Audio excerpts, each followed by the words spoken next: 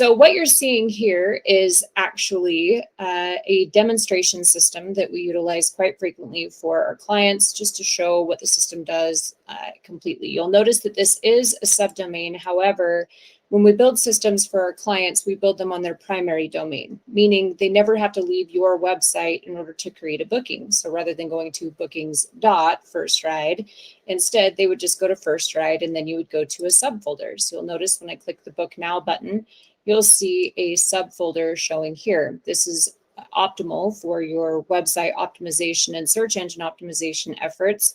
And also you'll get to see some of the other functionality that sits behind that, including the suburb filtering, which you see here. This is an option that can be used or not used depending on what the needs of the client are. What we're looking at here is the client's view rather than the admin view. You're going to notice a few things immediately. One being these are different size blocks than what you will see here. Each individual instructor can set their schedule up how they would like, as long as they have the security permissions. With that being said, they can do a 1 hour block or they can do 15-minute increments. We've run studies both ways to find out which one is the more effective version. And it greatly depends on the services that you offer. If you have variable lengths, it's far better to go in your 15-minute increments. If you only offer one service at one length and you have a predictable time in between each lesson, you can get away with the 1 hour blocks. However, you will make more money if you are looking at 15 minutes. So you'll notice that there's a number 1 sitting behind it. That's actually to indicate that a vehicle is required for that specific service. If we are to click there, it says nothing is available simply because we have a car that's being utilized by somebody else. So you automatically have your restrictions. Now, if we're looking here, apparently Janet only does particular things. We're going to go ahead and change this to Arana so we can see a few different people. Now here's Jeanette, who likely does not have any restrictions. We see that there's no number here, and we're able to go directly on to the next phase. Now, not available will show because the automatic car is being used somewhere else, and there's only one that's shared in this hypothetical business. So it will automatically mute that out so the client is unable to make that selection. From here, they could select their 1 hour course or whatever the case may be, and they can book in for themselves, someone else, or can also log into a corporate account, either as a client of the corporation, employee of the corporation, or as an administrator for the corporation also, depending on who they are and what permissions they've been given also. From here, if we're buying it for someone else, the system will automatically generate a gift voucher that they can either choose to print or email to whoever it is that will be receiving it. And they'll be able to manage their account online, meaning you will no longer have to track any of the voucher allocations, anything else. So from here, what I'm going to do is pop into the administrator side. So you're able to see from a 30,000 foot view what it looks like when you're running your business from a BookingTimes system. From here, you're able to see a snapshot of what is happening in your business at any given time. This will give you an established trend line on your revenue streams that are coming in with a 30-day, 14-day, or 7-day option, including today if you wanted to look at just one day. This gives you kind of an idea if you've had a busy season, or maybe things are tapering off, you're going to know before you start feeling the pain. The same will be true for your booking activity. Typically, you would have a lot of activity that correlates and corresponds, but on the demonstration system, really, nobody's making any bookings. We're just faking a bunch of sales. These are your notices. These will go out on your instructor's run sheets. So if you have internal communication, this is a great place to put that. Training is also found on the dashboard. This is user permission based, meaning if you have an instructor that logs in and they have the ability to open their own schedule and take a payment, they'll only see options 1 through 3, not necessarily the ability to write a blog article. They might not need that training particularly. This will give you an update on what we've done in the software and any new changes that have come out. It's constantly evolving. I always recommend to people that they check that out. The messages board is actually two-way text messaging. So if you have a client that you send a confirmation text to and they decide to respond with a "I'm sorry, I'm sick," rather than clicking the confirmation link, you're going to get that message right here on your dashboard if you've opted into the dashboard message functionality. On your leads, these are people who have created profiles on your website but have not checked out. It will also show any type of abandoned cart that they may have had. So if they have no booking, you'll be able to categorize these people, solicit to them directly, and they convert at a very high rate. These are your sticky notes. These can also be assigned depending on, what the specific function is for. And if your instructors only have access to their clients, they're only going to see certain actions that have been assigned to them rather than the entire company-wide actions. Your unpaid bookings, that's pretty straightforward. The more red this gets, the less likely it is you're going to get paid. So if you do allow for people to book in without taking a payment first, this is going to be your accounts receivable. That is an option. You can choose to take a payment, force a payment, or not. And it's a great way to get ahead of the curve. All of our clients essentially transition over to the you have to pay before you can book model, unless it's something provisioned by admin that far and supersedes. So if your mother is looking for driving lessons, you can book her in without a payment. Notes required. You can implement policies inside of your company where they are forced to take a note on every booking or potentially a checklist. Your checklists can be customized, whatever you would like them to be. So if you have progress reports or progress sheets, you're going to see who hasn't filled those out yet. That's a great tool for people, and it keeps everything very consistent from one instructor to the next to make sure that they're providing the same type of service. If we're looking at the calendar, if you remember from the student side, they're only able to see the instructors that are available in certain areas unless you disable that functionality. So if we were to click back into Jeanette Smithson, you're able to see all of her bookings and what's happening at any given time. Commonly, we get asked, can we move a lesson? And what does it look like to move a lesson? So we will start there. A lot of administrators want to know that. So from here, I'm going to simply select the booking. I'm going to push move booking, and then I'm going to see what is available for me to switch that with. If it is a service of the same length, then we can swap with an individual, or we can come down here and make a selection. You can also select a different instructor if you would like to. This is going to reconfirm the pickup and drop off address. And now the booking has been moved. If we jump down here to February, where maybe Jeanette isn't quite so busy, you'll see that she has a couple of days that are marked off of the calendar. You can open the calendars as far forward in advance as you would like, as well as disable days if somebody's going to be gone or maybe they have vacation. The schedule is primarily handled in 15-minute blocks, which is specific to driving school industry and very helpful in that regard, considering a 45-minute lesson is likely going to need at least 15 minutes to get from point A to point B. Even if you're meeting at the same spot, it's still going to take a few minutes to get from one client to the next client. So the buffers are built in behind each service. And you can customize that based on the instructor. So if one instructor needs more time than the other, you can increase the buffer time behind the service. From here, in order for the public to be able to book in, we have to identify that the time is available for them to do that. So from here, you can either do this in 15-minute increments. We also have an option for reuse these settings, but it still requires you to click each button. And that gets frustrating and old very quickly. If we show here, you can also do, if you're looking at maybe a 4-hour time frame, in 15 minutes, you can schedule this in bulk. That will open the next 4 hours. If that's going to be her schedule moving forward, you're able to copy that day to the following weeks. And again, if she has specific work schedules, such as Friday, we can come here and say, make this day fully available for her. And the day is available. It is immediately available for sale online at this point and has generated a specific URL string, meaning you're adding new content to your website without having to add any new content to your website. So you can manage the time slot, you can manage the day, and you can also manage the week, meaning if this is what her week is going to look like consistently, you can copy this week forward as far forward as you would like, each of which is going to create a new day, a new URL string, so on and so forth, which is fantastic. Now, creating a client or managing your clients can happen from a couple of different places. If somebody calls you on the phone, they're likely attempting to make a booking with you, or they're looking at package prices. So you can start from a couple of different areas. If you are looking to create a single booking, you would come here, you would select the time that they've asked for or what's available in conversation. You would select the service that they've requested. We can confirm. You can search your clients by full name, partial phone number, partial email, or organization if you would like. Clearly, there's a few of me that are floating around in here. So we'll try Andrew.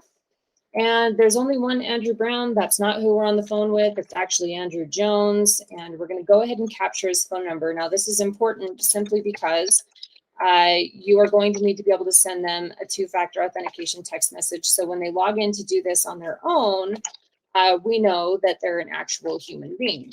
So we'll go ahead and type this information in. You can create a client without that information. All you need is a first name and a last name, but we always recommend getting as much information as possible. The email address is where they're going to receive their invoice for the booking, as well as any confirmation emails that you send. And if you're sending text message reminders, obviously you need a phone number for that. So right now we're going to confirm our pickup and our drop off. They can be two different areas if you would like for them to be. And some people charge a premium, such as picking a child up before school and dropping them off at school can be a premium service that you can offer. So from here, we're going to go ahead and make the booking. Now, as an administrator, I can make this booking prior to taking the payment. But at this point, the payment is required for Mr. Andrew, and we would come here to pay now. And you have your options for payment. If he's paying cash or if he's on the phone and he's paying with his card, it's going to automatically show you the processing fee and any GST that you may be adding. From here, we would type in our credit card number, 123. You can have these pre-selected so they automatically get an invoice, but then we'll go ahead and take the payment. That is the process for creating a cold call booking. Now, Andrew, at this point, once his processing is completed, and I apologize, my internet runs quite slow when I'm screen sharing. However, once we come here, Andrew now has a complete profile that has been created. You'll notice that this is automatically giving me an alert that he never received these emails. That's because he doesn't exist, and we don't have anyone named Andrew that works for BookingTimes. However, you can see that they were not received. You can also go to the messages file and see any emails that were sent and whether or not they were received, which cuts down on a lot of arguments between a client and a driving school owner, especially because people have a tendency of saying they never received their reminders. Actually, you can show that they did, and on their own profile, they're able to see any email that was ever sent. So no more excuses of maybe it was automatically deleted. They are right there. From here on Andrew, you can also start adding in any of his checklists. So if you want these to be private for company use only, you can implement maybe a task list of things that need to be done. Or if this is something that you would like to share with him or his guardian, you can do so. And from here, we would start creating our ratings. You can also do just a simple mark as completed if you would like. And as you tack down, it's going to show you how many times that was done. These progress sheets can either be one per booking, or they can be updated across all bookings for a particular client. So if this is something that he's working on, that's great. You can print these progress sheets or email them directly and add in a CC if you would like. New privacy laws have changed all over the world. So depending on what the privacy laws are for sharing information with a guardian, you'll want to check before you send anything out. But from here, we'll go ahead and pop back one screen, and we're going to go ahead and show you the brains of the operation. Now, this is where you configure your entire system, meaning if you want to change the information that is required for your clients on sign up, you can change that here. So if you want to know what their favorite color is and what kind of chocolate they want the most before they create an account, you can do that. All of these are fully customizable. You can edit those fields here. And on their profile itself, they're able to see this information also. So there are pages and pages and pages of options, which is why BookingTimes does the configuration for our clients. Then we train you on your system based on what your needs are, and we go from there. As you continue to grow and scale, you're able to add in different functionality and see an ever-evolving and constantly changing landscape that lets you grow as you need to. Marketing sequences and marketing functionality is really great. Most people want to know what the SMS reminders look like and how they change them.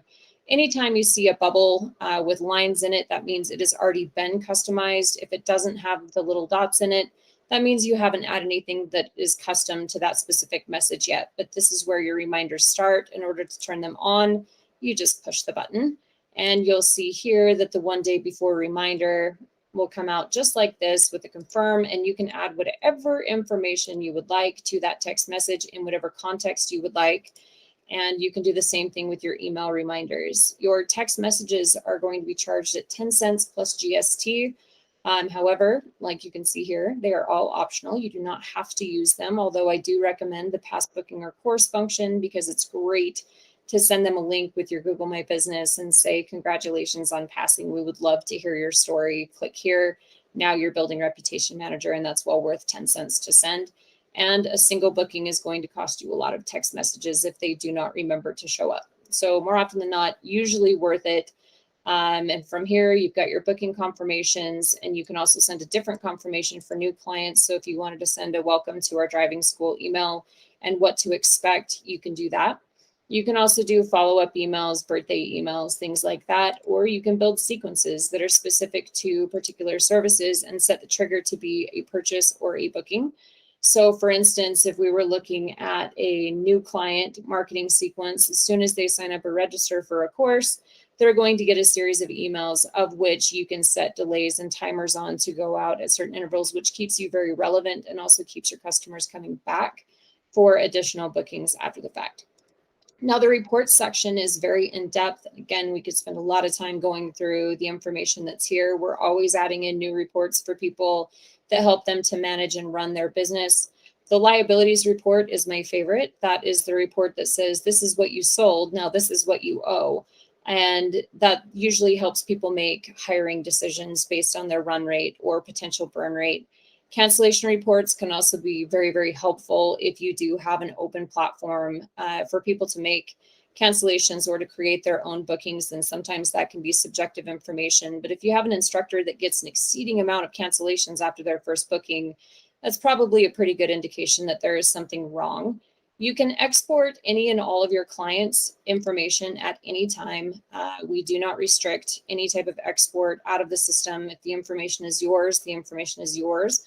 All you would do is load the report, select here how you would like that to be exported, click the button, and you are good to go. That includes your client notes, any pass fail, so on and so forth. You'll have some time to dig through all of these. This will also manage all of your payroll and commissions. You can also do hourly timesheets if you would like, essentially stating that they start at this time and end at this time if you're paying an hourly rather than a production base. Otherwise, your commissions can be independently set and you can run those reports. You can choose whether or not they receive compensation for cancellations that you get paid for or not. There's a lot of modifications you can make, but as you can see, as we click through here on these reports, every single person canceled or didn't pay on that particular instructor, so they probably should not get a commission on that. This one, they had several here, so here's the commission. You can also state whether or not the instructors are able to gather cash. If they are, then obviously the cash out report is going to change. It will show how much they collected and then show you the deficit between the two or the surplus of the two. So maybe they owe you money rather than you owing them money. So if that is a process that you implement, there you go. This is going to manage all of that for you. Now you can manage all of the security permissions, what anybody sees and what they don't see. There are a lot of options. Usually people get a little bit more security leeway when they've been with the company for longer, or maybe they're moving into a management position, but this gives you total control over anything and everything that they see. Your instructors, you have the ability to manage where they work, when they work, how they work, and what services they provide. So these services here can be toggled on or toggled off. And if there's a new service that they're now accredited to offer, all you would need to do is make that selection and they are good to go. This you can see here, right as it clicks off, that this is where you would customize the booking buffer behind the particular service for the instructor themselves. So if they needed 2 hours behind their driving lesson, you need a new instructor, but there are some options there. Sometimes after courses, an extended period of time to file paperwork is necessary. There is an option for an instructor to have their own payment gateway, meaning they run independently on their own ABN or through their own financial network. Typically, what will happen with that is that financial transaction will take place on the booking level only, not on a product sale. So if they have a booking, they complete the service, the money is transferred, and that happens once a week. And for some people, that's great. For other people, that becomes kind of a headache because now you're looking to pull your commission out. And now you're trying to gather money rather than paying money. So again, up to you, but you can manage all the files. You can also set alerts for your instructors to email them their daily schedule. They can also get a text message, a weekly summary, so on and so forth. So there are a lot of options here and a lot of things that we could cover. A few of the things that may be of interest is the ability to run a quote. You can also track your expenses if you would like to. Setting up new sales, again, very straightforward, almost the same process as a booking, with the exception of now you're adding the products here on this level and running the transaction exactly the same way. You can also set the client and a voucher recipient. So if grandma wants to buy a gift voucher for a grandson, then she's able to do that, customize the message, and you can email that to her immediately, or to the grandson if she's ready to pull the trigger now. So please have a look at that. Let me know what your thoughts are and your questions, and I will get back to you as soon as I can to make sure that we're answering all of them.